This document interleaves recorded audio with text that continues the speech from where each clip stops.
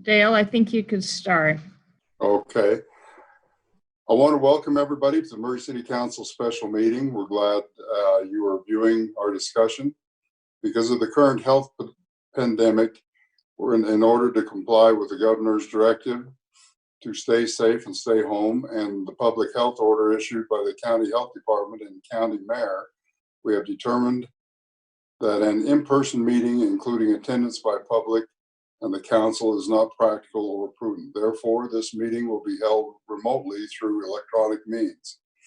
Each person is participating from a separate location. We are totally dependent upon the internet and technology to broadcast this meeting and to ensure that the public has an opportunity to view the proceedings. However, there could be a malfunction, and that's totally out of our control. We don't expect any issues. We want you to be aware of that possibility. All council members are now present. I want to thank everybody for tuning in. I want to thank UAMS for putting this on for us. And with that, I'll turn it over to Blaine. As you know, I'm Blaine Hackey from the General Manager of the Power Department. I've been looking forward to this meeting for a while. We tried to get this together several months ago, and we had some illness involved. But I appreciate you taking the afternoon off to learn more about this small nuclear. And then you can determine for yourself if this fits into Murray's portfolio. We're blessed with a really good resource mix. We have large federal hydro, we have small hydro, we have gas turbines. We have access to 3 coal-fired plants, Hunter, San Juan, and IPP. We have landfill methane options. We have spot market through UAMPS. We have spot market through our independent sources. And as you know, most recently, we entered into a large-scale solar contract in the Four Corners area. So I think it's safe to say that we are the envy of many utilities in the state and the region because of our variety and because of our abundance of resources. But we're always out looking for other things. And so we examine different resources often, in fact, annually. The UAMPS organization brings different resources to our attention.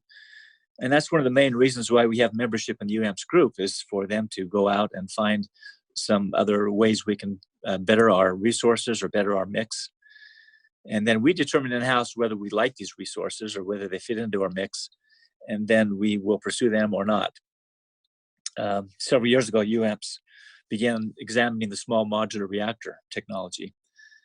And this project has morphed into a proposed plant that the world is actually watching. And so here we are talking about small nuclear in little Murray, Utah.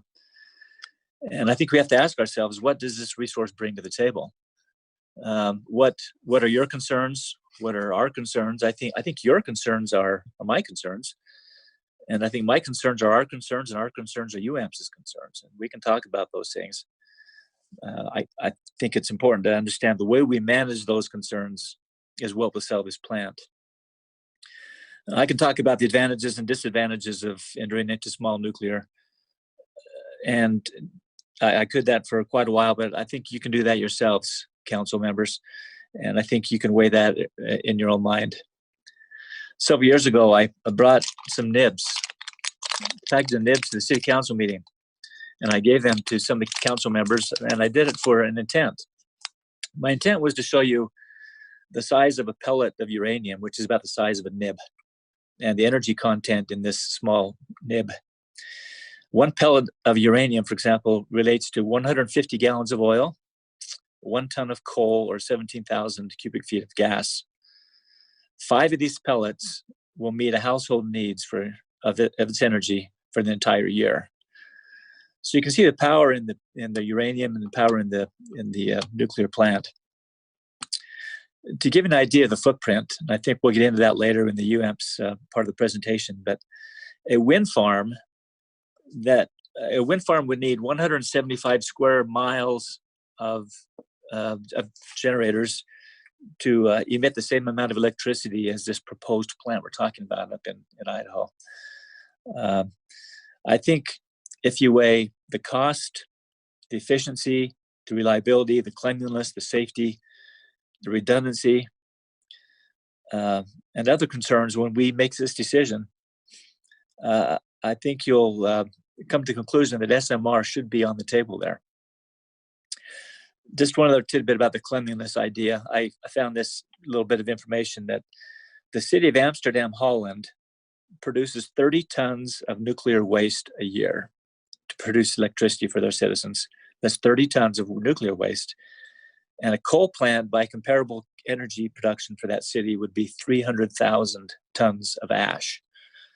So we can talk about nuclear waste, and we probably will in some of the Q&A you have, but 30 tons of nuclear waste versus 300,000 tons of ash, there's a little bit of disparity there. The reason why we're talking about small nuclear is because some of our contracts are expiring, and we've talked about that before. Even with the new council members, you know about some of the expiring contracts we have. Some of our plants are being shut down. We're in need for a long-term resource. Now, there's no dire need right now. We're not going to run out of power these next couple of years, but I will say that we are short about every month of the year, meaning we don't have enough resources to fit our needs like a glove, especially during the months of July and August. We're deficit. And give me just a couple more minutes, Dale, and then I'll turn it over to the UAMPS group. But we cover our loads through basically 4 base load projects. They are the CRISP resource, which is Federal Hydro, the Hunter coal plant, the San Juan coal plant, and our landfill. Those are what I consider our base loads. They are reliable. They're on 24 hours a day, 7 days a week. And we have them on as much as we can because of the cost situation. The rest of our needs throughout other months of the year, we fill with our natural gas turbines, our small hydro, spot market purchases. But we're still about 50 megawatts short during our summer months. Luckily, we have the gas turbines out back that we can turn on. But I'm just trying to show you the need that we do need to buy a resource, a long-term base resource. The San Juan power plant, which is a small sliver of our portfolio, is going to be retired in the year 2022. That's 1.6 megawatts of Murray's entitlement. And we'll lose that resource forever. We need to replace it. The Hunter power plant out by Price, Utah, we're told will be retired around the year, about 20 years from now, around the year 2040. Hopefully the legislation and politics will stay in mode that we can still run that. And of course, the IPP plant, which is the other coal plant, we're being changed into natural gas on that plant. And we're going to lose about half of our entitlement on that. So these 3 coal-fired plants that we consider our workhorses, our big plants, are being phased out. And we need to replace those. And one more thing, and then I'll turn the time over to the UAMPS group. I think we need to talk about capacity factor a little bit. The capacity factor is the percentage of a plant or percentage of load that's on. For example, when you turn your light switch on, you hopefully will have power that goes to your light bulb. Any hour of the day, you turn that switch on, you should have power there.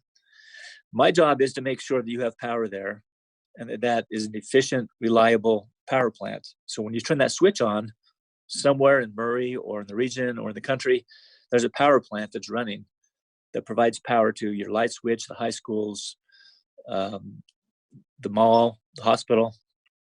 But the funny thing about electricity is you can't really store it, and at least economically right now. And we need the base load resources to generate 24/7.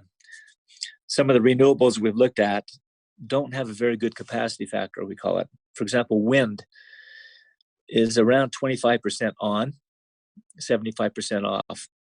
Solar, whether it be large scale or rooftop solar, is about 15% on, maybe 30% on, depending on where you are in the country, 15 to 30% on. Hydro is about 40% on, because there's a lot of seasonality to hydro. Coal-fired plants are around 70 to 80% on. Gas turbines are fairly flexible, but 40 to 80% on. But nuclear, what they're talking about today, is about 90% on. It has a great capacity factor. It can back up renewables. When the renewables go down, the nuclear comes on. So capacity factor is important when we make a decision on a resource. And don't let the pricing of a plant be your sole determining factor, because we need to we need to weigh in all the factors. I hope you find the UAMPS presentation informative. I'm looking forward to it. Please ask them hard questions, easy questions too, but ask them hard questions. We are still hoping to get up to Corvallis near the end of May, if transportation willing. I appreciate your unanimous approach by the council members to go up there and see the tech, see the laboratory up there. Some say that Corvallis and Oregon State campus is the mecca of the SMR technology. And we hope to get up there to have you talk to Dr. Reyes and talk to his staff, and so you can get kind of a good feel for this SMR. My job is to bring a resource to the council and the mayor, administration, and this is just one of the resources that I think we should look at pretty heavily. And so with that, Dale, I'll turn the time back to you, and you can present UAMPS as needed. Thanks, Blaine. Very good. Very good presentation. We'll turn it over now to UAMPS. I believe it's Mike Squires.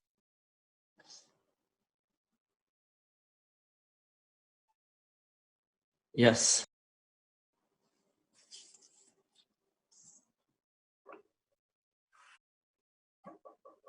Baker, our chief.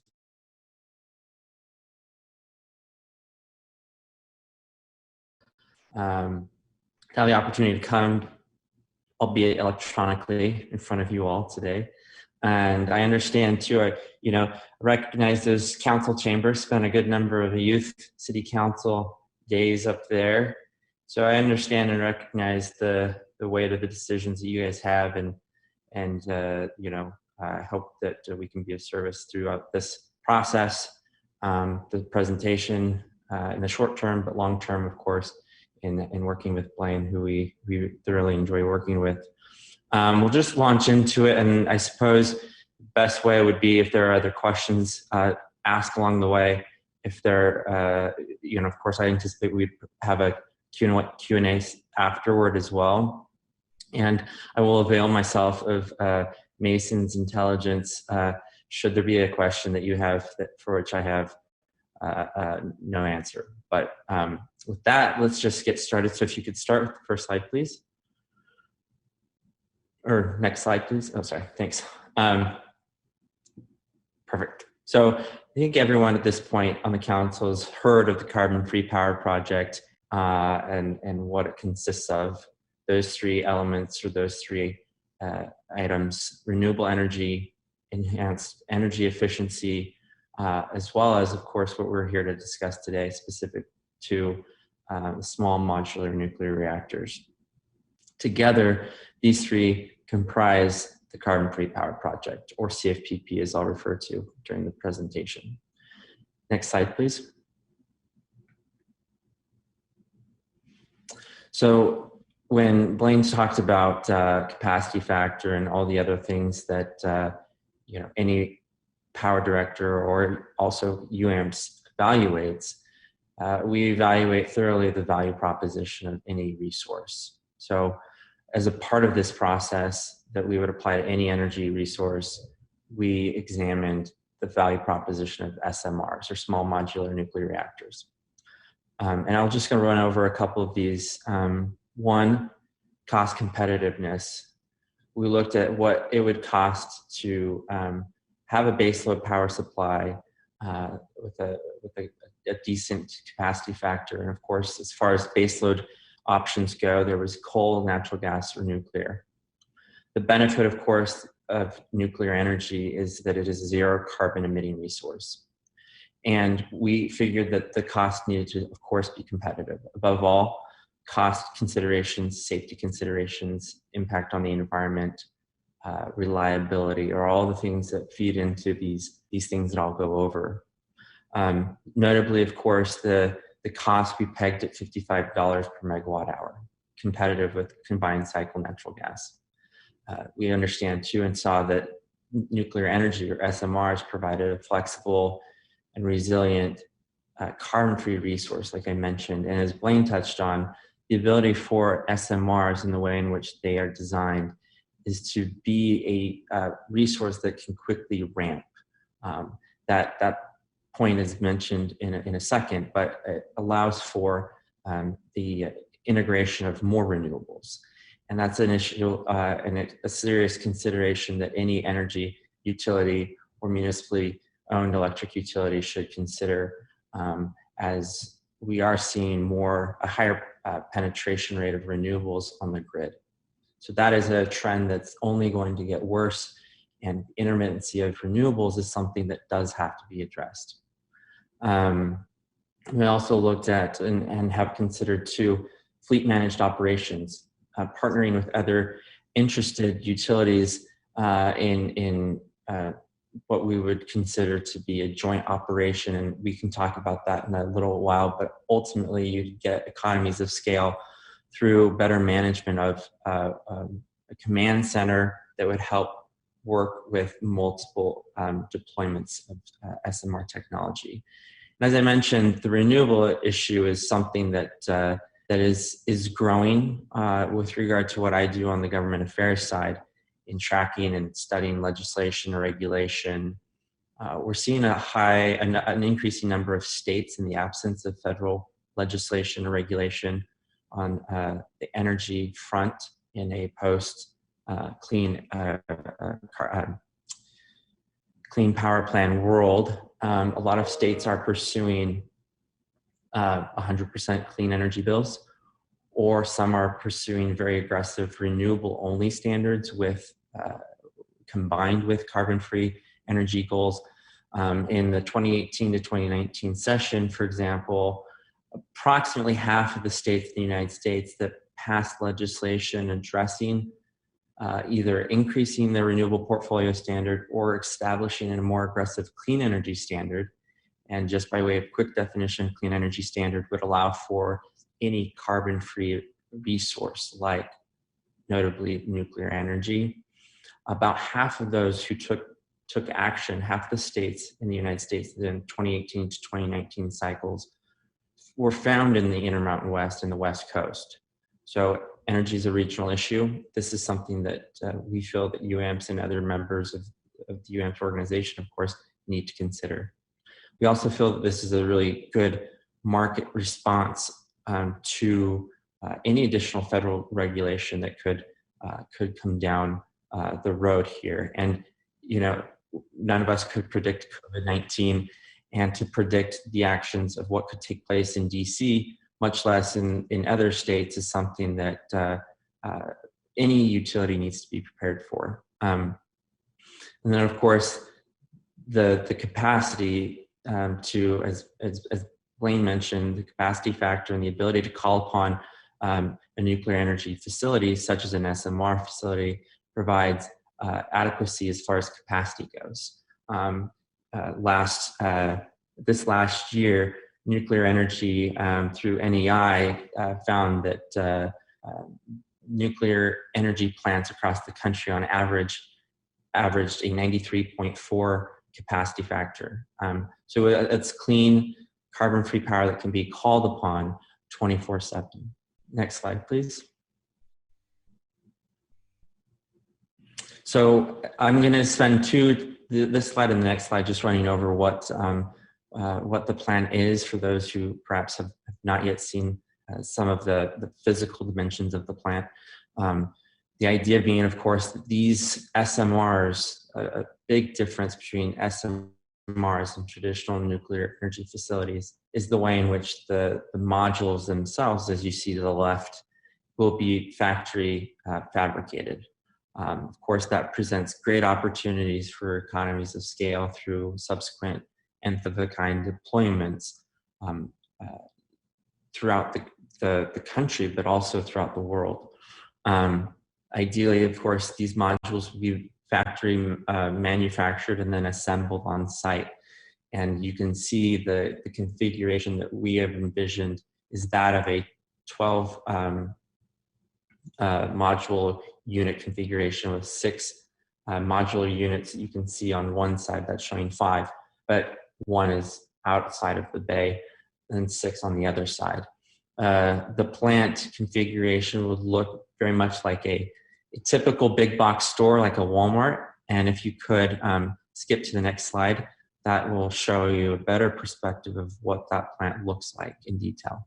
So this plant, I think, is the actual configuration of the plant would house, of course, the reactor building that you see there indicated in the center, as well as the turbine buildings.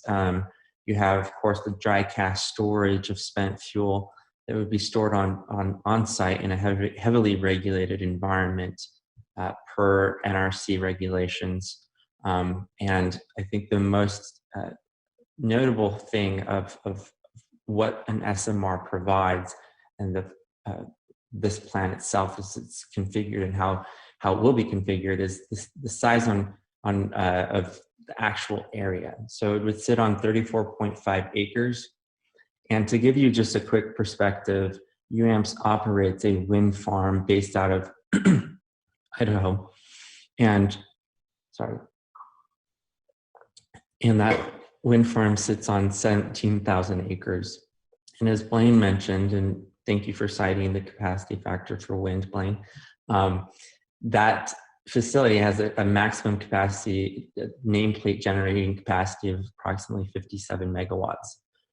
So you look at the size, the footprint, the land use of a wind farm versus the land use of a small modular facility such as this that would have a nameplate capacity of 720 megawatts.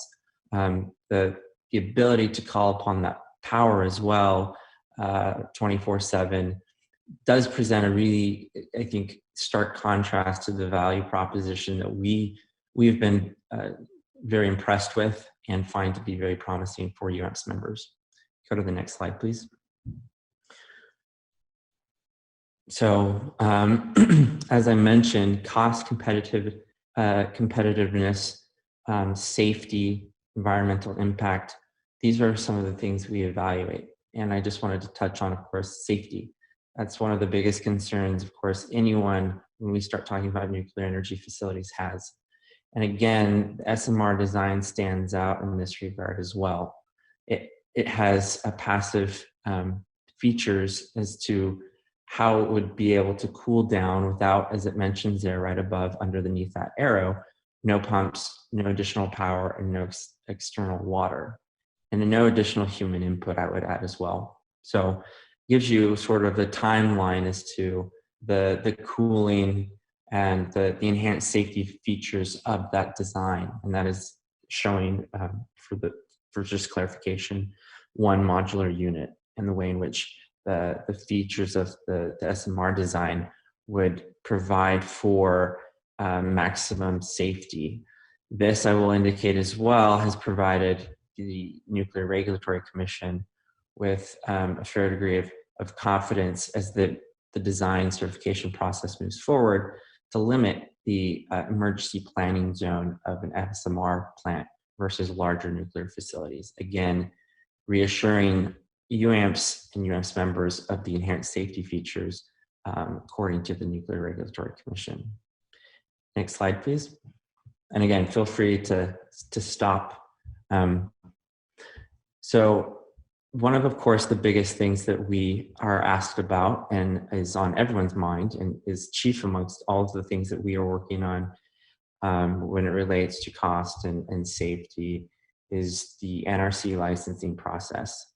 So there are two tracks, I guess, would be the best way of describing this. First, the NuScale would need to, of course, have its design certification application approved, excuse me. And what that would mean, the DC part, I'm discussing the SDA part, I'll talk about in a second. That would include a very rigorous, highly regulated, highly monitored and evaluated process where NuScale has submitted a design certification application that the NRC is in the process of reviewing.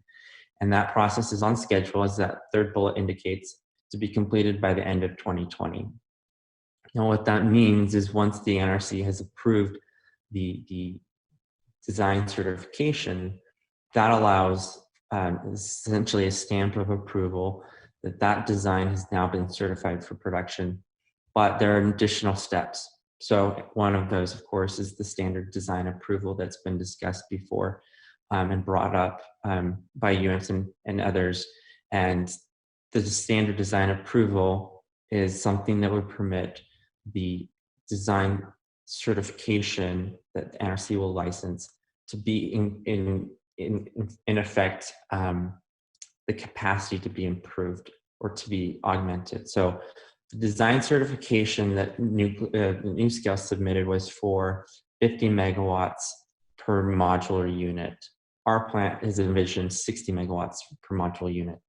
Through the standard design approval process, NuScale would be able to submit to the NRC an SDAA, Standard Design Approval Application, that would allow it to enhance its capabilities by that 10 megawatts and be approved in effect by the same regulatory body, the NRC.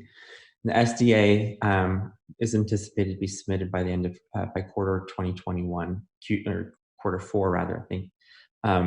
And you know, that presents options too as far as additional deployment. And like I mentioned before, we as UAMPS understand the risk, and we are constantly working to ensure that risk is mitigated along with cost. If you could go back to that previous slide real fast, I just wanted to touch on UAMPS is also then submitting, once the design certification has been approved and NuScale has moved forward with its SDAA, UAMPS will pursue combined operating license application to the NRC. That will be happening mid-2023. Thank you. Next slide, please. So how are we able to get to that $55 per megawatt hour is another question, of course. And one thing I think is of interest, of course, is the support that this project receives from the Department of Energy. But for that support, we would not be at that $55 cost point. And it's important to understand how these arrangements have worked. So UAMPS does have an existing cost sharing arrangement with the Department of Energy, as it indicates, through 2024. And we continue to pursue other opportunities, of course, on the appropriations, the federal appropriations front. But we continue to work with DOE on additional cost sharing support through the commercial operation date. And that process is ongoing, of course, subject as all of this to continued federal appropriations through Congress. But that has been a really valued partnership as this plant has come into being and the project has moved forward. Part of that is the JUMP, the Joint Use Modular Plant Program. And as that indicates, this is a program that's been popular by members of Congress who have continued to appropriate money for that project. Of course, this involves a power purchase agreement with INL, where the plant would be situated. And essentially, as part of the JUMP program, one modular unit, the plant would be leased back to the INL to study for further R&D purposes. The second modular unit would be leased back to DOE as far as providing the INL lab its own source of power. And that would come, as mentioned, through a power purchase agreement. Of course, we're working with DOE on site support and providing additional site characterization work up at the INL site. And of course, NuScale is the recipient of also a cost share award from which we also benefit as UAMPS. So of course, this is a project that does require federally appropriated funds. I think the important thing to realize, and I'll discuss this in a later slide in a second, is the fact that this is growing in popularity. As members of Congress, most of whom I'm working with and interacting with their staffs on a regular basis, from both political parties and from both chambers, both the Senate and the House, see value in this. Both candidates now presently for, I guess now that former Vice President Biden has been presumed to be the nominee, has included SMRs as part of his climate change plan and goals. President Obama supported SMRs. President Trump has supported the continuation of this this project through his Department of Energy. So this is receiving support. So yes, while this does need to have continued support, the support for this is growing. So if you go to the next slide, please. This just illustrates the phased development approach that UAMPS has taken. Again, all this is to mitigate risk and with an eye looking toward the costs, of course, for members and of course for your residents. So this has taken, we have taken these measures to phase in the development approach, looking at and learning from actively other nuclear energy facilities that have been built throughout the country's history. At each phase, there will be off-ramps. At each phase, there's options. Each participant, as it says on that second bullet, has a unilateral right to exit the project at the end of each phase. Budgets for each phase will be approved by the project management committee or the Carbon Free Power Project committee within the UAMPS membership. And then each governing board or legislative body would have the opportunity for cities to approve before moving to construction. And what this does is this is essentially provided checks and balances is I'd like to refer to it in the governmental sense, but a really good way of overseeing that the project is moving forward as is needed, and that the ECT is mentioned on that first bullet, the economic competitivity test, is met. And an ECT essentially is an estimation of its ability to be at that $55 per megawatt hour. So those are things that UAMPS staff is constantly reviewing. Members are privy to as far as the conversations we have regularly and at board meetings. And we feel that this is a very sound approach as far as protecting the financial interests of the members, all of whom we serve, and also to ensure that the project moves forward successfully. So next slide, please. So this is the current status of the phased development approach. As many of you know, there was an off-ramp for participants in 2019, so last fall. All of the participants elected to stay in the project to keep their output allocation. There have been the,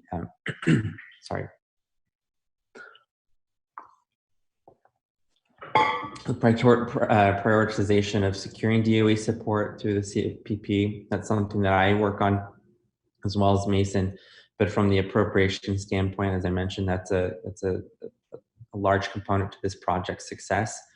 And I will get to the approach side on it in a second. But the other thing that we have been quite pleased to explore and to thoroughly study, and I can't reiterate that enough, to thoroughly evaluate the cooling decision. And the cooling decision refers to, of course, how those modular units would be cooled. Of course, that requires water. The question is how much. And so UAMPS took a very thorough approach to evaluating how the modular units would be cooled. And we looked at a wet method, a dry cooling method. The dry cooling method has proven to be very positive, and that decision was made to pursue the dry cooling method at the most recent meeting. And that would result in a higher, or less rather, I was gonna say higher usage, but a less water intense usage for the overall plant. That again is, I think, a really interesting milestone for us, as well as we talk about its environmental impact. Water has always been a question, and we're doing our best to ensure that not only is it sustainable and from both the environmental standpoint, but it would not impact the overall functioning of the plant. So other near-term work involves finalizing the contracts between UAMPS, NuScale, and Fluor, working on a shared services model, as I mentioned earlier. This gets at subsequent deployments And there are interested parties and interested utilities. The interest nationwide is growing for this technology. So UAMPS is looking at how can we optimize shared services model and relying on the expertise of other utilities, people who have gone through the licensing process before, that provides added value to the project overall in making it more efficient and more cost effective. As I mentioned before, shared services we anticipate could result in a $5 per megawatt hour savings. That's something we continue to look at. Also, pre-engagement with the NRC is something that's critically important at this time. We have benefited from working with NuScale, the experts that they have, that we'll continue to work with, but also independently, the pre-engagement that I know Mason is engaged on with the NRC is of inherent value as this process moves forward to ensure that the licensing process moves quickly but thoroughly and as needed to ensure that the oversight and proper oversight, both on the government side but also on the UAMPS side, is performed. And I want to just touch then on the last point as the owners engineers that UAMPS has employed, and those engineering firms are critical. And I want to reiterate the fact that with every step along this process and every phase into which we move, the owners, engineers, and engineering firms that we have are independently examining every component of this project, and that's an important thing that I think is really important to understand. There are a number of eyes, a number of qualified people who've gone through this process before that are consistently reviewing what we are doing to make sure that we are doing this in a very thorough way. Next slide, please.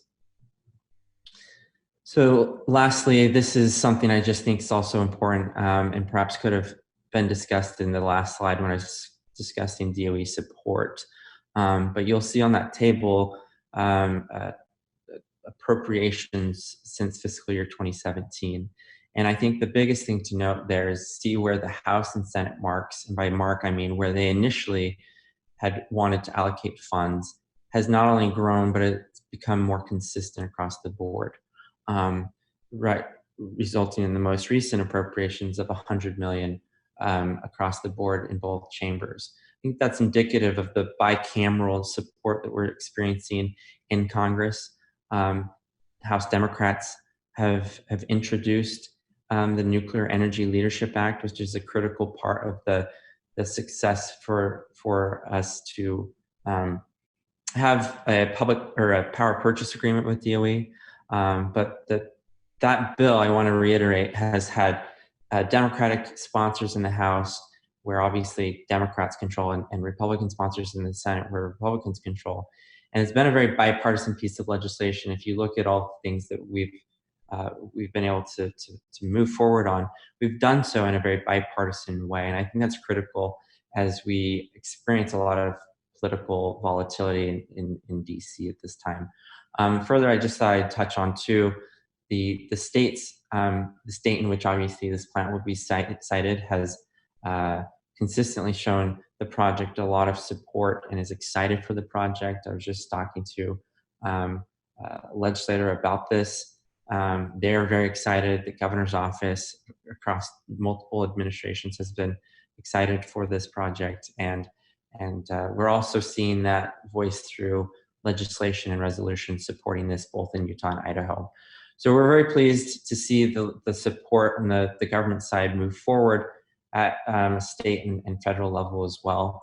And I think that just speaks to the value that they see in this. A lot of members of Congress are closely watching this because of the value it provides on an environmental standpoint, cost effectiveness, but also from a national security standpoint and grid resiliency standpoint as well. So I believe that's the last slide. So if you want to advance to that, and I turn it over to, I guess, the chair, and if you'd like to, I guess, further direct the meeting, I believe Mason and I are available for questions.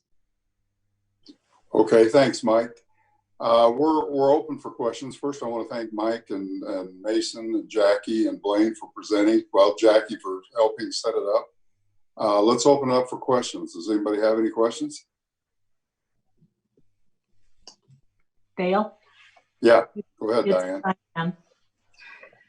I have several questions.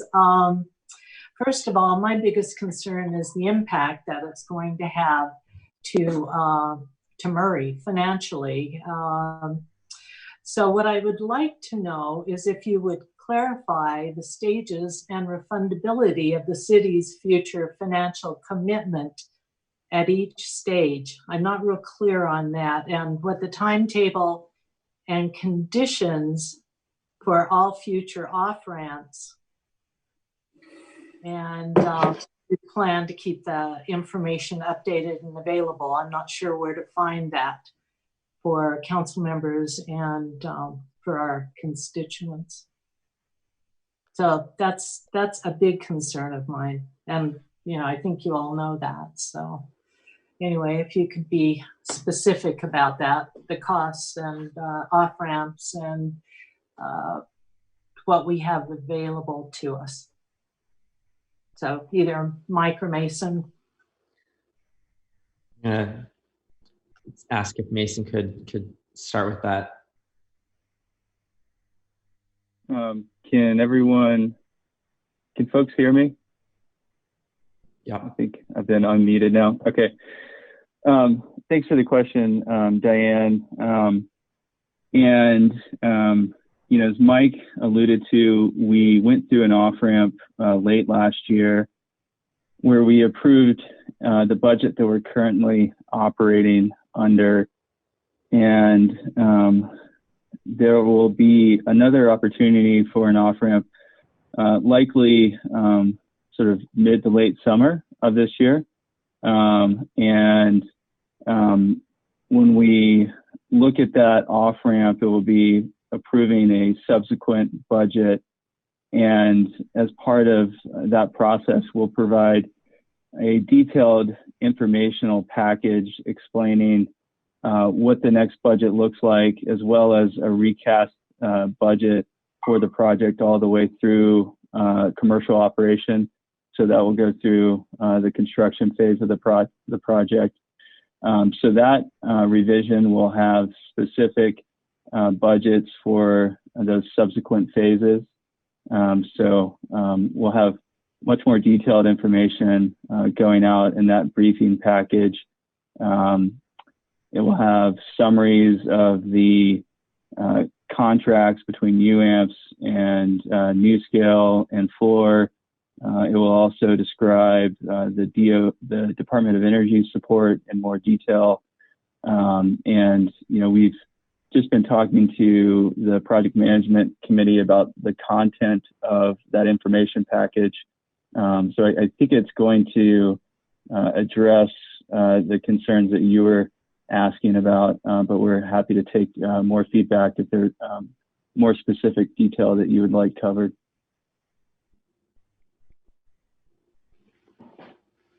Yeah, just basically in November, there was an off-ramp and we weren't even aware of it. So, and Blaine advised us, but I think it was $40,000 that was requested of the city, and there was not a public hearing. There, you know, it was just, we were just told about it basically, and I'm hoping that that won't happen again, that you have something in place that will advise us and that you'll be a little more forthcoming in terms of costs and off-ramps. And at this point, if we were to take an off-ramp, what would the cost be? What would it cost us to do that at this point in the game? Can you be specific about that? Sure. Let me, if I could go to the point you made about having more of an opportunity for a briefing at the city council level before the next off-ramp. That is something, and I should have mentioned that that we have been discussing with all the participants, and having more time to have more conversations with the governing bodies. So we think there should be sufficient time built into our schedule. So, that dialogue can happen at the community level. So that is something that we're cognizant of moving forward. I think we're looking at least to have 60 or so days to have that happen. So I wanted you to be aware of that as part of the process and the feedback that we've received and integrated into the process. As far as the specific cost, if Murray were to take an off-ramp at the end of this budgetary period, I'd have to double check the exact numbers on it, but it's specific to their entitlement share, and it is that would be assuming that the rest of the project was moving forward. So there would be a cost responsibility to Murray, and I know we've provided that to Murray, but I'd have to double check that exact number. And if we want to, we can come back to that one, but I know that I've got it somewhere here in my notes. Mason, while you look for that, can I comment? Sure. I think it's important to note that the money that's being expended now for the exploration of this licensing is not out of our pocket yet. If we proceed to go through the construction phase of the project, the cost to this point and beyond up to the construction phase will be built into the loan, I guess, or built into the bond. And so I guess it's fair to say that no money's been expended by Murray yet, in a theoretical sense. It's not affecting our budget. And if we continue through to the end, it'll just be part of that $55 per megawatt hour cost. If I might also, Diane, I believe your statement, we voted on the off-ramp in November, if I remember correctly, and we voted to stay in. The added money was in addition to that. That came later, if I remember correctly. Right, it was $40,000, and I think we were given 10, I guess, Blaine was given 10 days or something that was, to provide the information to the council, and there was not a public process, and that concerns me and still does. Yeah, but we did vote on the off-ramp, if I remember correctly.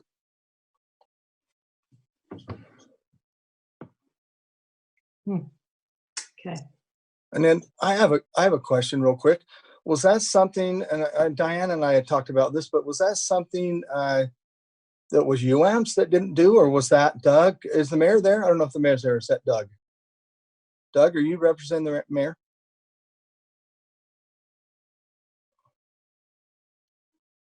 The mayor is not here. No, he's in another Okay. meeting right now. Well, my question is and I could be totally wrong, but I thought that I didn't think that was a UAMPS deal. I thought that was presented to the city and it came a little later to us. Or am I totally wrong? That was UAMPS that didn't bring it to us that quick.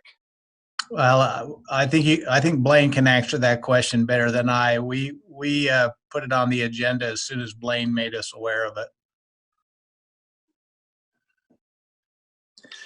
Brett, we found a little bit of a weakness, I guess, in the original contract we signed, and it, if I'm not mistaken, Jackie, maybe you can help me as well, but it said that we'd have 10 days. City would have 10 days of response after the project committee on the UAMP side made an amendment to the budget or whatever. We had very little time to react on that one. If I remember right, it was close to the middle of October when we received word of that. Brought it to the council first part of November, if I'm not mistaken. We were given very little notice, but I wouldn't blame UAMPS. I think it was just something that slipped through the loophole. And as Mason mentioned, from here on in, that 10-day notice that is now in contract or is going to be watched heavily. And UAMPS is committed to give us more time, and I've committed to give you more time as well. It's something that I think that, go That ahead. was my question. All right. Thank you. Thanks, Doug. Thanks, Blaine. Thanks. So I have a question. How does our involvement with UAMPS affect our, I mean, I know other cities are participating too, and we're all going to be affected. Our budgets are going to be affected over the coming years, maybe for sure the next year. How does that follow up with UAMPS and our contract with you, and how does that align? And does that push things forward? Are we going to have to be forced to be obligated to put X amount down, even if our budgets are being cut in other areas? How is that going to affect ourselves and other cities moving forward?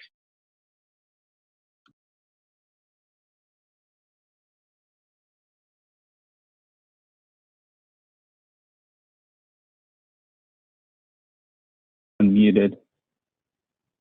Sorry, I needed to be unmuted. Hopefully you can hear me now. So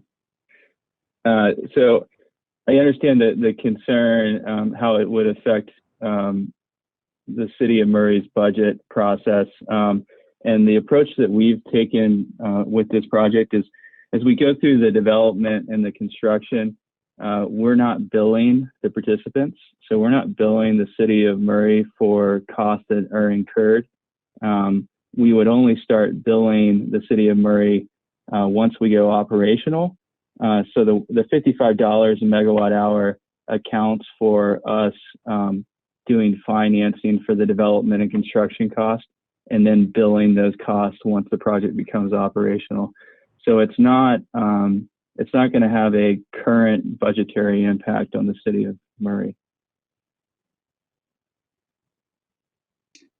If I might, it will never have an impact on the budget of Murray. If I'm correct, it will have an impact on the ratepayers that pay for the power through Murray Power. Is that correct?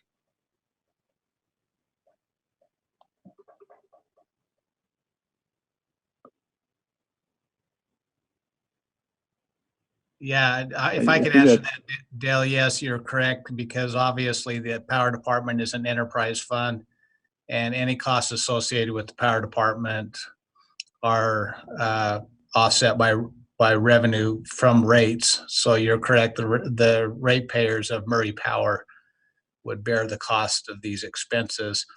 I also want to just clarify for Council Member Dominguez that there is no budgetary impact.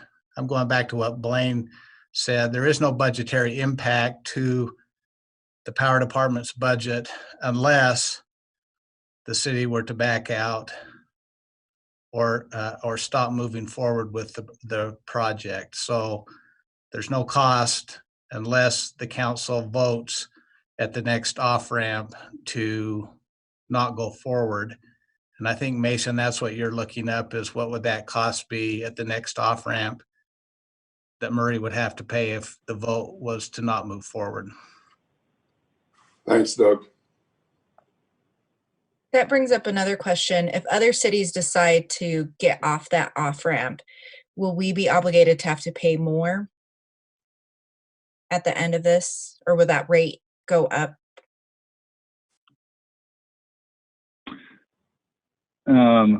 I hope y'all can hear me. So if other cities decide to take an off-ramp at the end of this off-ramp, all the remaining participants would assess what that impact would have as far as the project moving forward.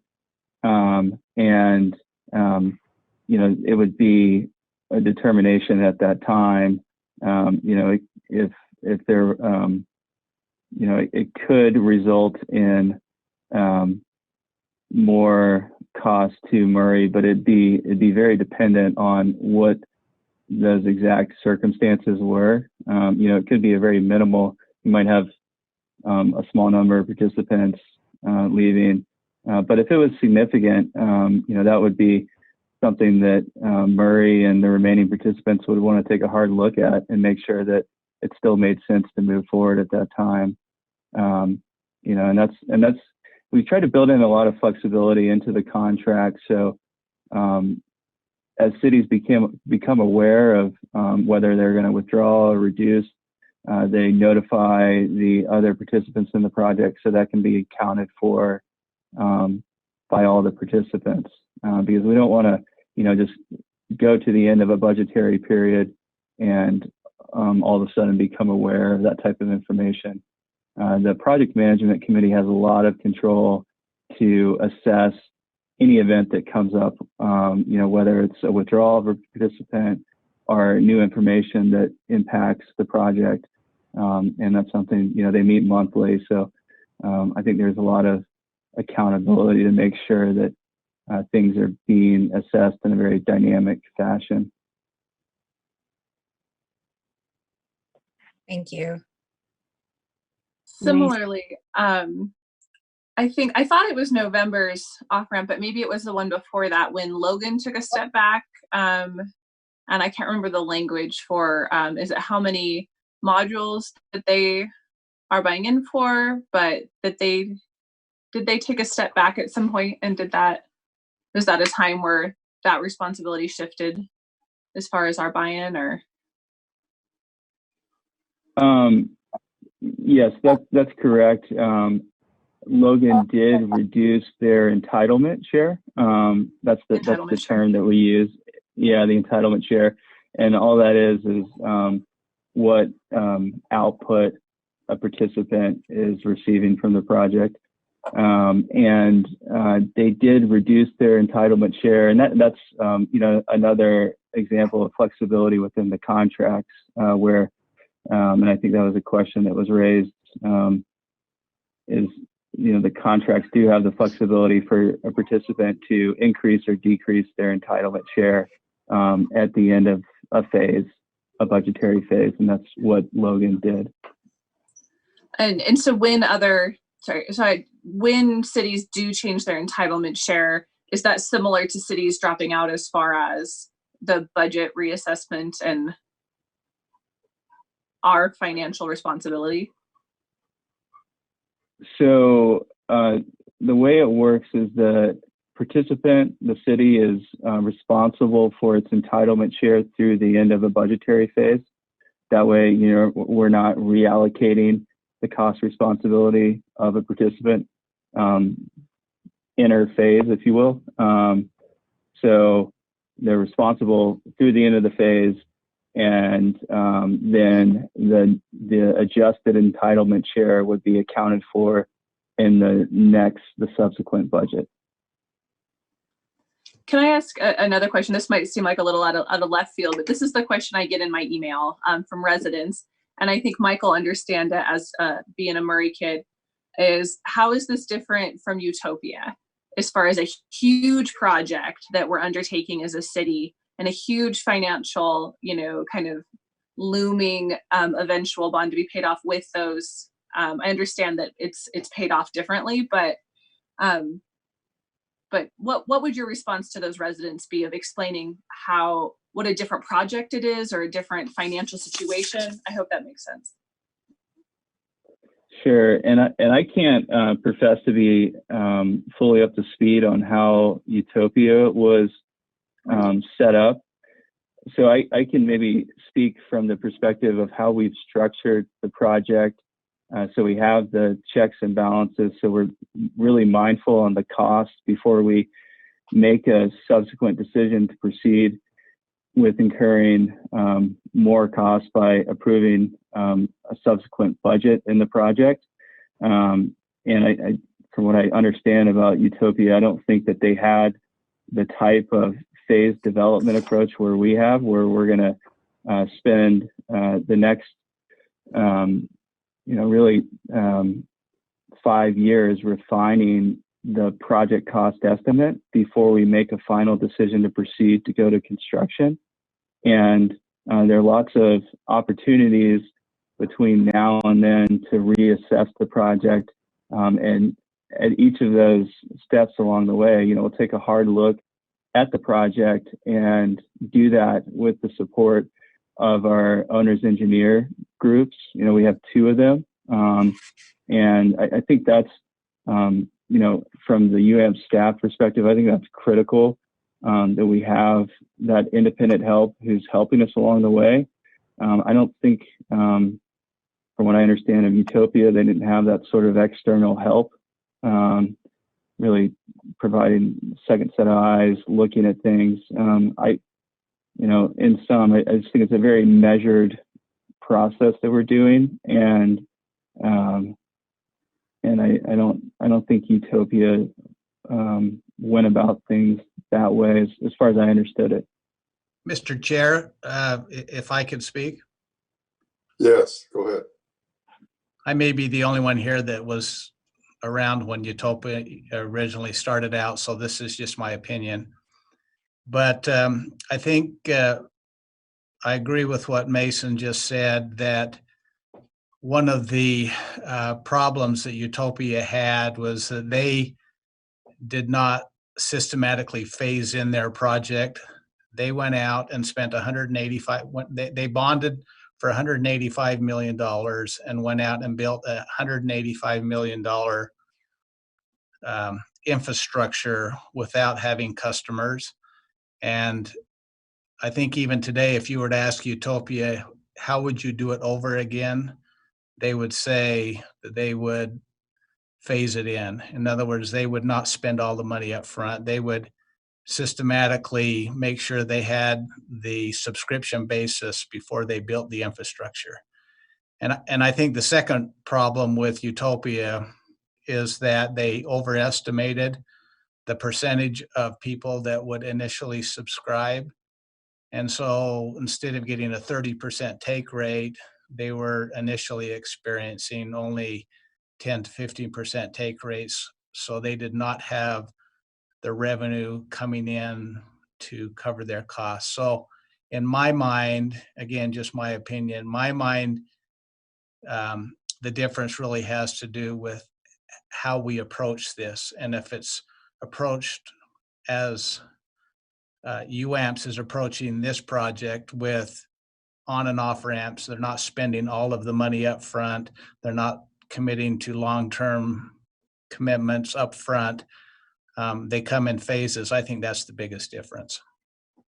Well, if I might also, the customer base is already here for this power. The infrastructure is already here for this power.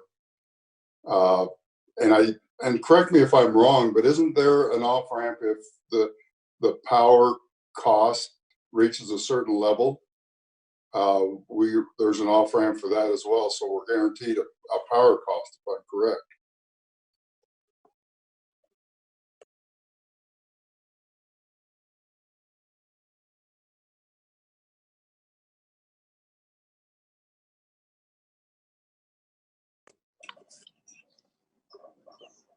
You're still muted. Am I muted? No, I think Mason's still on mute. Oh. So at least I can't hear him.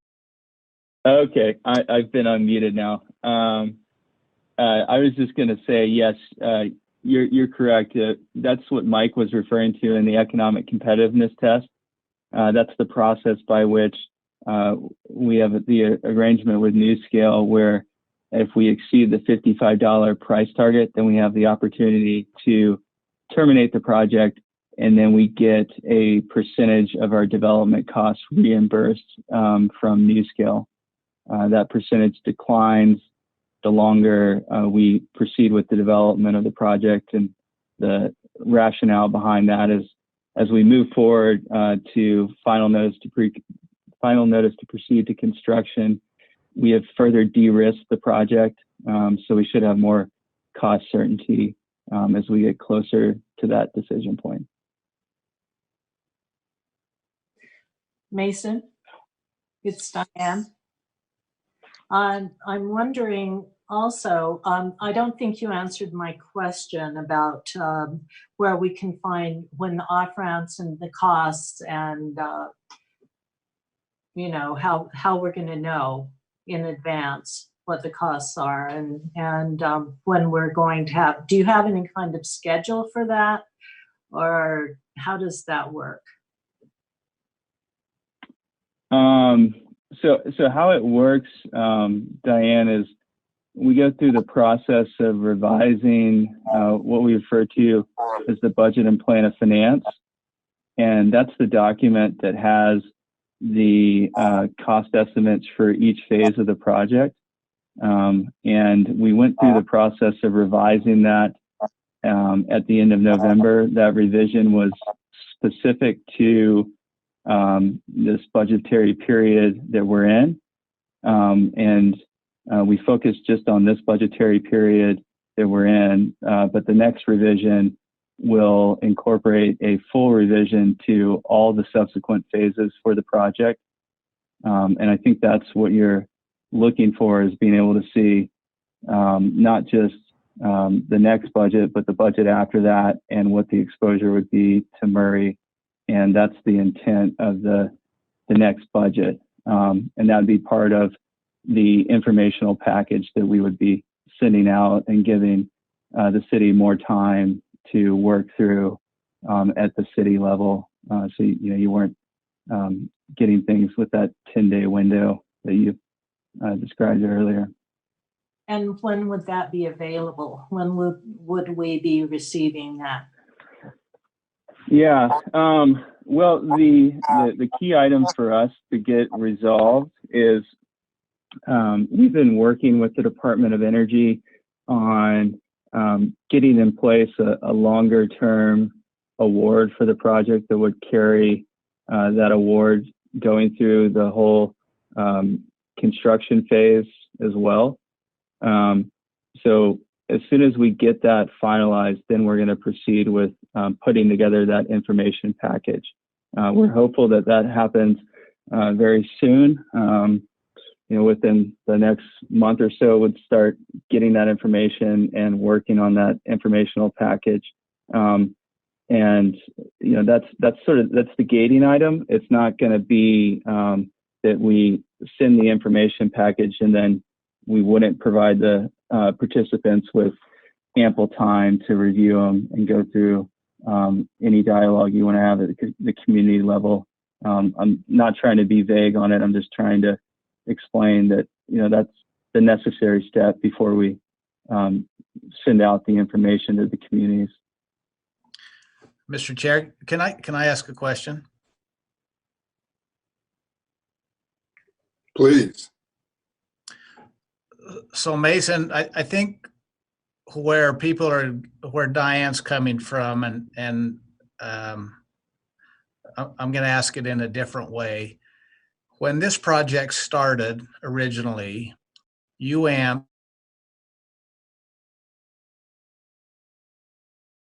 and provided a spreadsheet showing approximate costs to move forward from off-ramp to off-ramp. Mm-hmm. I remember seeing that spreadsheet, and I'm sure that's what Diane's referring to as well.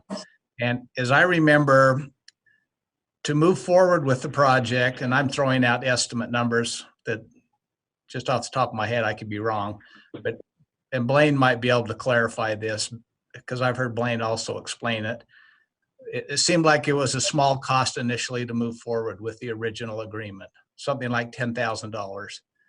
Now, Murray didn't have to pay that, but it went into our bank account, or it went against our bank account. And then when we got to the first off-ramp, which was in December, as Member Turner indicated, there was a cost of about $40,000 that went against our bank account at that point. And as I remember, the next off-ramp that we have coming up later in the summer or whenever it hits, was when the big numbers start to hit. So if we, as I remember, it was like $800,000 for us if we got off at the next off ramp. So I think that spreadsheet is really what we're all remembering. Mm-hmm. And I remember they were just estimates, but I think that's, if I'm understanding what you're saying, Diane, is that what you're looking for? Yes, it is something more specific. We got it initially, but you know, I'm sure things have changed. I know they have. And so I would like to have it updated. So we have some sense of what our commitment's going to be, when our off ramps are going to be, and what it would cost us should we choose to take the off ramp. So yeah, I thought that's what I had said, but maybe I wasn't clear enough. Does Well, that make sense? yes, and I apologize if I wasn't clear. That information would be detailed in the information package. Yeah, so we would be providing that same look with the latest refinements to it. Let me go back in my memory bank here. When we initially got in the project, we were only 1 megawatt. And I believe our initial investment you might say was around $15,000. And then we increased our entitlement to 10 megawatts. And I wish I had that worksheet in front of me. It was around $240,000 was our commitment to get to the first off ramp, which was last fall. And then we asked for the other 40 some odd thousand for the study. So to answer your question, Diane, to my recollection, we're about $280,000 into this. We walked away. Now, I don't have that worksheet in front of me, but that's my recollection. And Doug is right. The next off ramp was a bigger one, and I believe he's right. The number I've seen is around $800,000 was for the next off ramp. And then that very next off ramp, which was a couple years later, that was the big one. That was the 7-8 million or something like that. So to answer your question, Diane, I believe we are about $280,000 into a commitment right now. Hope that helps. It does. And I had a sense of that, but I wasn't sure. And that's why I was hoping that UAMPS would help clarify that. Also, this is pretty new. I mean, it's you know, this whole thing with small nuclears, it's a new application of an old technology, and we really don't know what's going to end up happening. So when you talk about the external, not using external water, you know, the safety issues and things, it's really all speculation. That also concerns me, that this is brand new. And you know, I'm concerned about having us involved in it. So, and I've expressed that before. But. Diane, I think in my first comments today, your concerns are our concerns. Our concerns are UAMP's concerns. They're asking the same questions I think you are, as far as water usage and that. We're kind of going down this alone, and you're right. This is the virgin plant. But I think we're taking a very methodical approach, a slow approach on doing this. And the good part about this is we're first out of the chute, we get the $55. Second out of the chute, it could be in the $100 range. You know, if you got to juggle those and weigh the options of, you know, do you want to do it now or do you want to do it later? And the UAMPS approach is let's be first out the chute.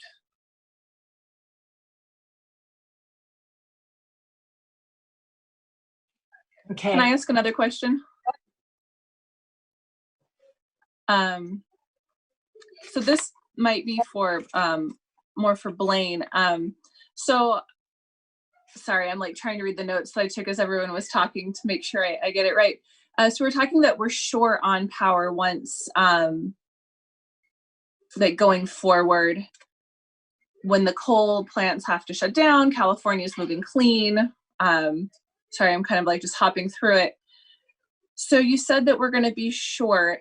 So the power that we do sell, and that's without the nuclear, just where we're at now.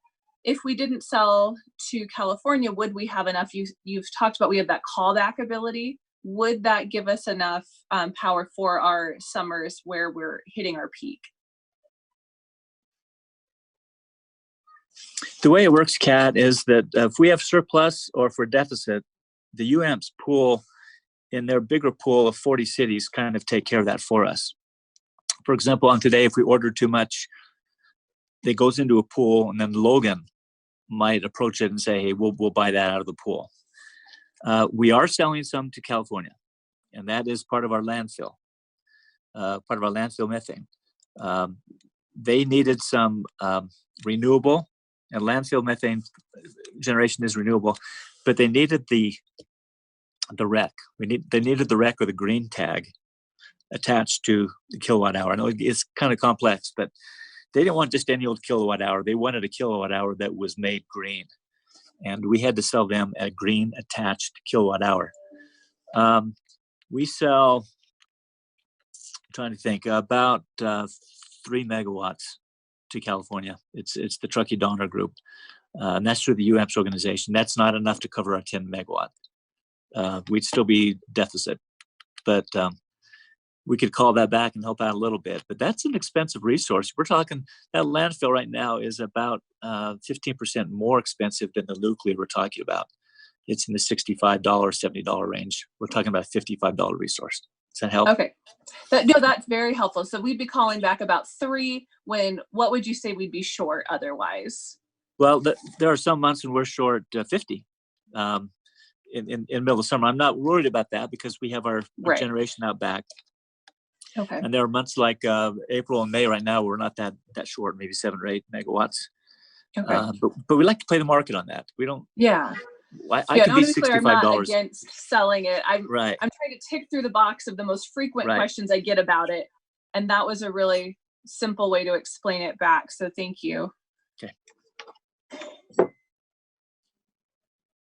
So I have a question that comes up quite a bit as well, is how is this, and this is my second kind of informational meeting with UAMPS, but how is this technology different than what already exists in other areas of the United States? And what are the safety features? I know we talked about it a little bit, but if you could just, someone from UAMPS explain it, or someone from the body, where it makes sense to residents without being inundated with so much information, just kind of like a quick 2-3 sentences of how is this different and how will this be different?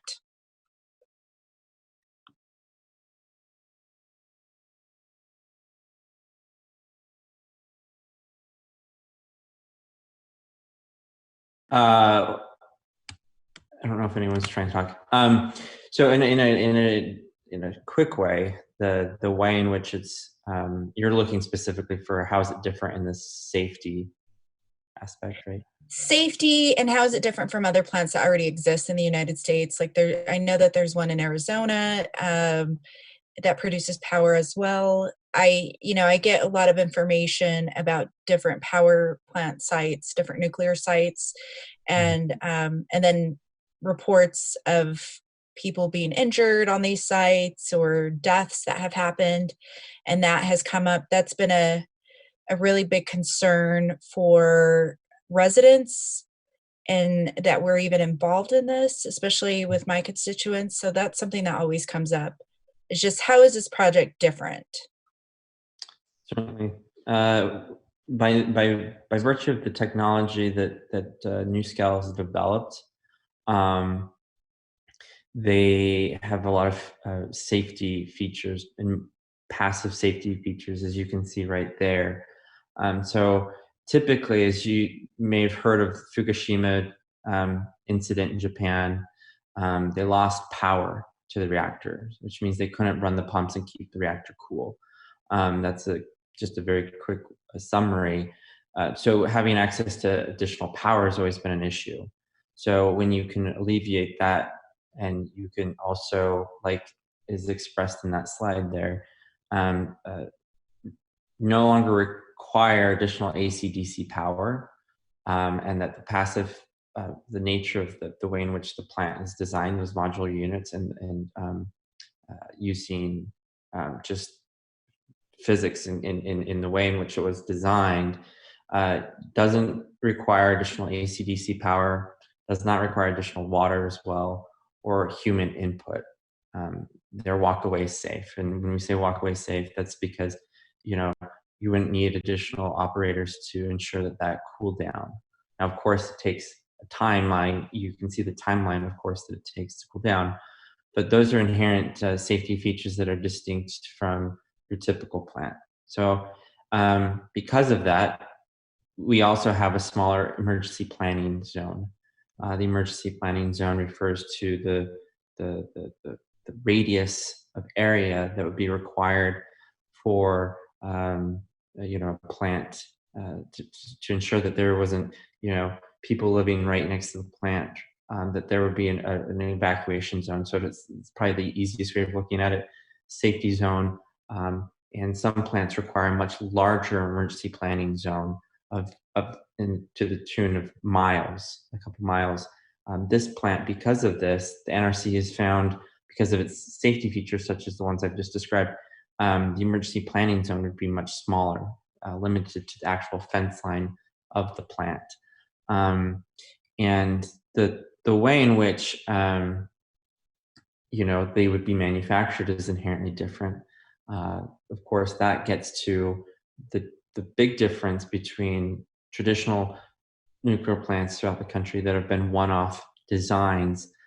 Getting a design certification application approved through NRC for NuScale and this technology, it's anticipated, of course, that would facilitate fabrication of these offsite and impact the cost, making it more affordable to manufacture these in mass at a facility that's highly controlled, of course, and then assemble them on site, which would make them cheaper to manufacture, as well as the variability, the customization of being able to customize the overall balance of plant to have 1 or 2 or 6 or 12 different modular units to customize the need to the demand. Of course, we envision that the way we are setting this up maximizes the value from an economic standpoint to have the 12 modular units. But those are some things that are distinct and different from normal plants, that I think also gets to its ability for the NRC to facilitate the licensing procedure for those who would like to seek a combined operating license in the future. So those are a few things. I don't know if there's other specific ones, like Mason, if I forgot one, or Blaine, if I forgot something, let me know or chime in. Mike, one of the big questions I think that citizens will have, and I heard other organizations like Hill Utah and others bring up, has to do with the waste, the radioactive waste. And we have this because of the movies, probably 3 Mile Island and Chernobyl, and all these visions of these radioactive rods that have to be taken out to Dugway and transported along our highways and freeways. Can you talk a little bit about how this technology deals with waste, and what kind of waste has to be dealt with from this plant? Sure. This plant would use normal enriched uranium as is used in other reactors. There are advanced models that would require high assay enriched uranium. This plant doesn't. That means ultimately really nothing in the sense of how much waste would actually be generated. Spent fuel will be necessarily generated, and in this country we obviously do not reprocess for a number of different reasons. Reprocessing gets at the in effect recycling of the spent fuel, but per NRC regulation, right now it's the policy that there'd be on-site storage, and I indicated on that diagram of the plant, there's the dry casts into which the spent fuel would be placed and stored on site. And that raises a real question long term, right? Because of all the politics that has surrounded Yucca Mountain and establishing a long-term storage site facility, as was established was held out to be the goal since 1985. Unfortunately, that's, I think, ultimately going to be stalled indefinitely, at least when I look at what's taking place in Congress right now.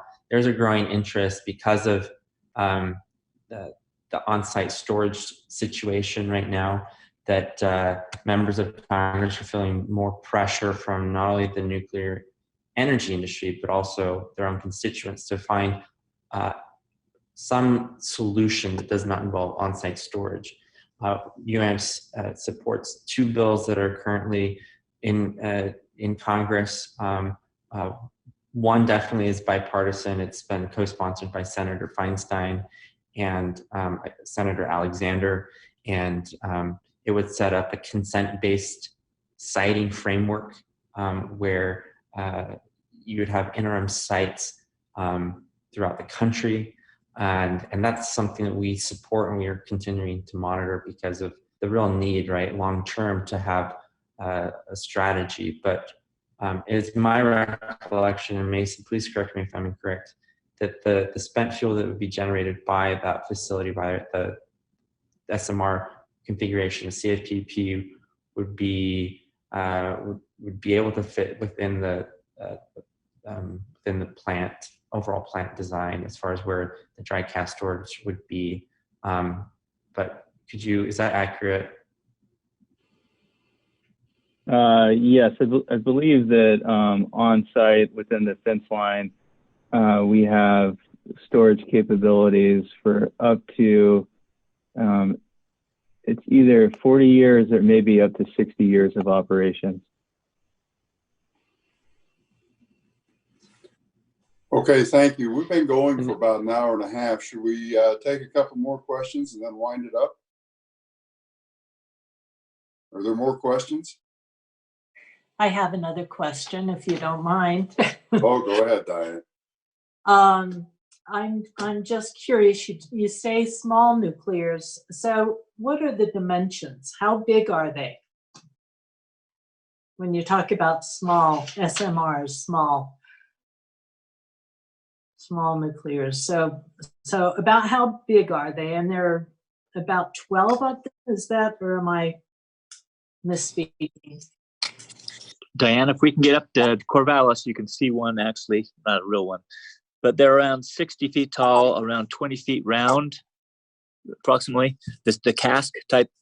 And basically they come in 2 or 3 pieces to the site, and then they will put them together. And there's 12 of those. That's one module, and that'll be around 60 megawatts in that one. So it'll be 12 of those.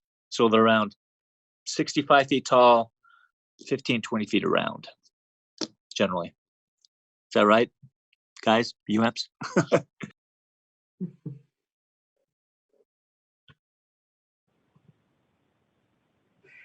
Thank you, Blaine. I just wanted to have some sense of how big these small things are, because I know nuclear is huge, but anyway.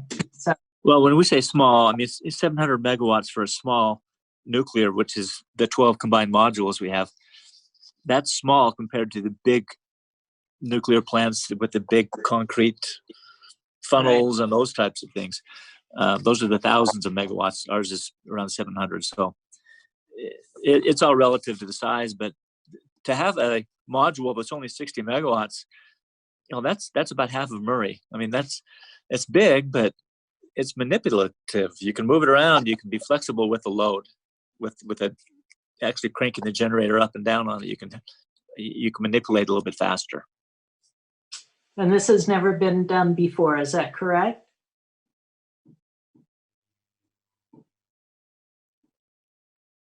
Yes, that's correct, Diane. This would be the first of a kind deployment. Okay. Thank you. I appreciate your information, and I'd like more of it. So. Okay, the last question. Thank you. I'll take. Will either Blaine or somebody from UAMPS explain why we need generated power to go along with renewables like wind and solar? We need to generate the power, in my understanding, to be able to to push that power through the transmission lines. Is that correct? Some form of it.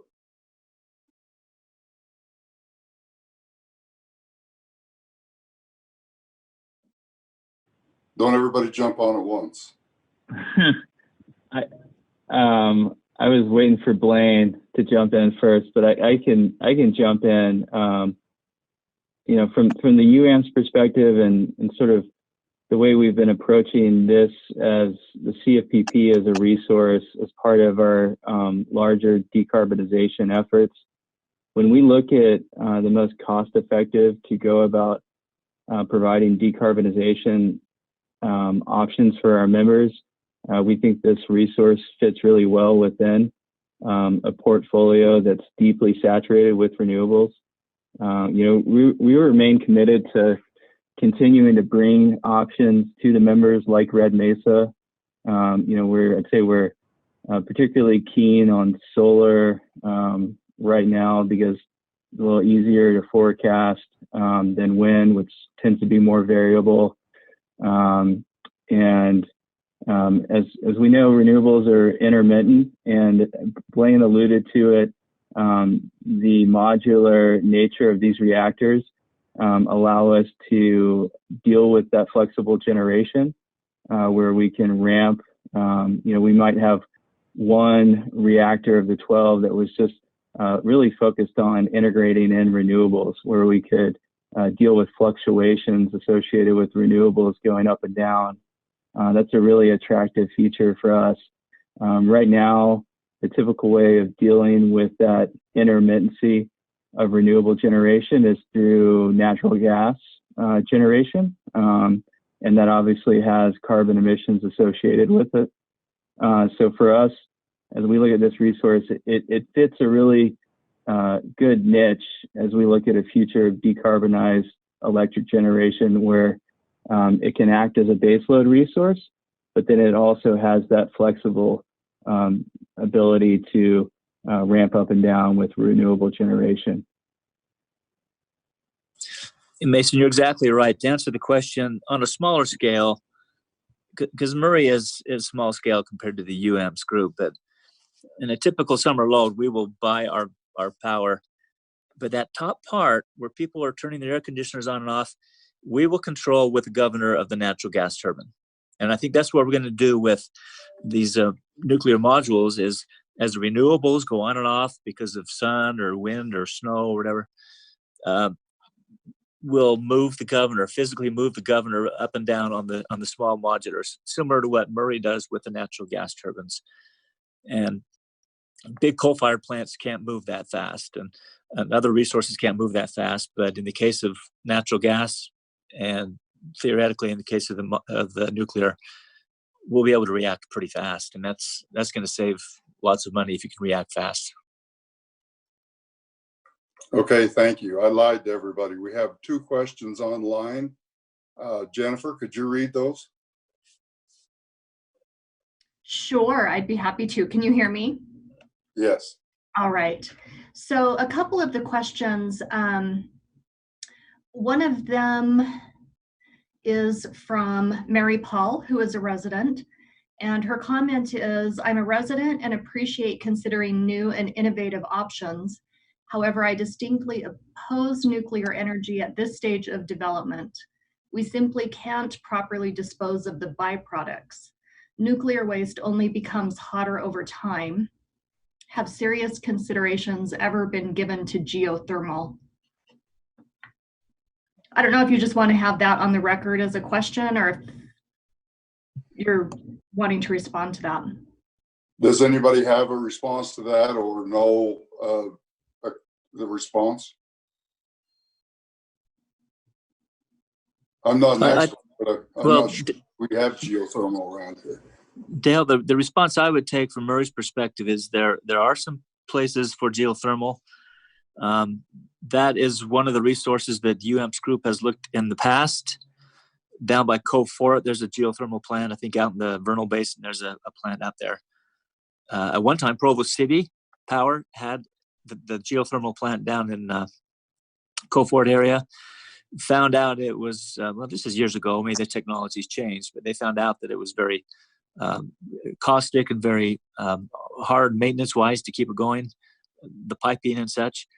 I think the plant is still going down there, but it's no longer a Provo. We're not opposed to looking at that. We aren't. Like I said, anything that comes down the hopper we'll look at. But in the past, the financial part of it just hasn't come through on the geothermal part. Okay, thanks, Blaine. Jennifer? So the next question, how much money has Murray spent on this to date? That's from Alan Newman. My recollection is we have spent $0, but I know what he means by the question. We've committed to, I believe, $280,000. I'd like to get that number in the council's hands. I don't have the worksheet in front of me. But when we upped our commitment from 1 megawatt to 10 megawatts, our commitment went up proportionally, of course. I believe we're about let's round it to $300,000 so far. And if we proceed through the end of the project, that will be built into the rate structure near the end of the project when it goes to construction. Let me make one more comment. I don't want to belittle the fact of $300,000, but we make power deals on the day basis here on the spot market that moves $10,000, $20,000, $30,000 with just a flick of the mouse. I'm not belittling the fact that $300,000 is not a lot of money, because it is.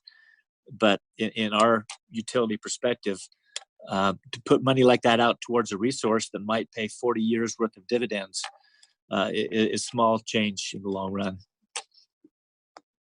Thanks, Blaine. Are there any others, Jennifer? There are, but I'm seeing that there's a common theme in here. So I'm going to kind of combine these.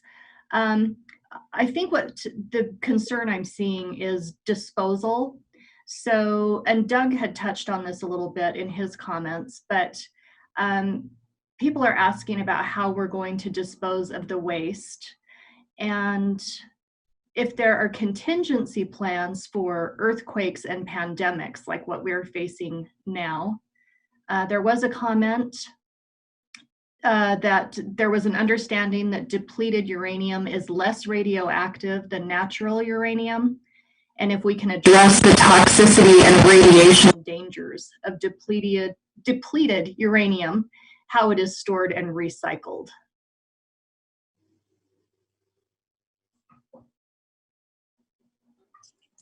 And Mike, you touched on that a little bit. Do you want to go back to the storage? Now it's NRC policy that the spent fuel would be stored on site. So this on-site storage would occur at the site in Idaho at the Idaho National Lab. I was trying to jot down and keep track of what the chain of questions was, but as far as the waste disposal, that's what would occur. Like I mentioned, that right now we're still supportive of legislation and finding a long-term storage solution for the country's nuclear fuel storage at large. I do think it's worth noting too, as far as the amount, as Blaine had referred to in the beginning, as far as cost value or value proposition of any fuel source, coal ash and coal ash ponds generate, span a much larger area than spent fuel. And the spent fuel is, like I mentioned, secured in dry cask with a number of different protections that have been taken into place to ensure that it be done in a heavily regulated environment, so as to secure that plant against incidents like an earthquake or like a natural disaster. And as it relates to the question about an earthquake, it's part of the site characterization work that we're performing up at the lab, where this will be cited as an intense seismic analysis, a number of different reviews, from vulcanization to any other thing that could impact the actual integrity of the plant itself, but also how it interacts with the surroundings as well, from water quality, et cetera. So the process by which this is getting licensed does take into account a lot of those, and that's because of how heavily regulated this industry is per the NRC guidance and regulations that exist. Okay, thanks, Mike. And with that, I want to thank everybody for taking part in this meeting. I think we had some good information here, and we'll continue to stay as informed as possible as this process moves forward. And with that, I'll adjourn the meeting. Thank you. Thanks.